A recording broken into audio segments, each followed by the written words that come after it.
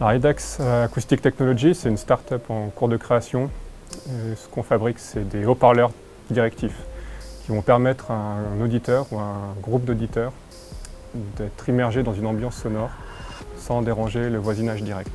Alors, l'idée de base de ces haut-parleurs directifs, il provient d'un brainstorming entre le laboratoire d'acoustique de l'EPFL où nous sommes et le Metamedia Center, qui est une unité à l'EPFL qui s'occupe de la numérisation et la sauvegarde des archives du Montreux Jazz Festival, classé au patrimoine, et de leur valorisation. Un moyen de les valoriser, c'était de se dire qu'on pouvait, à des groupes de personnes, de pouvoir écouter ces archives dans un périmètre défini, sans casser les interactions sociales, donc sans utiliser de casque, et avoir plusieurs espaces sonores dans une même pièce.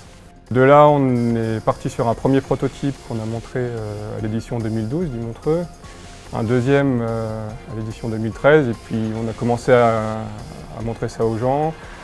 Puis quand les gens nous ont demandé où est-ce qu'on pouvait l'acheter, on s'est dit peut-être qu'il y a quelque chose à faire avec ça. Nos haut-parleurs, ils ont une directivité et une qualité audio. Ces deux particularités, ces deux notions qui sont antagonistes dans le domaine de l'audio. On arrive à combiner ces deux particularités. L'étape à franchir maintenant, c'est de passer à la pré-série, une industrialisation, du prototypage industriel, et avoir des premières références, des premiers retours d'utilisation, des premières notoriétés. À moyen terme, ce sera un objet qui s'intégrera dans des espaces médias, muséals, plutôt dans le B2B. On espère attaquer le marché du particulier, mais sur le plus long terme.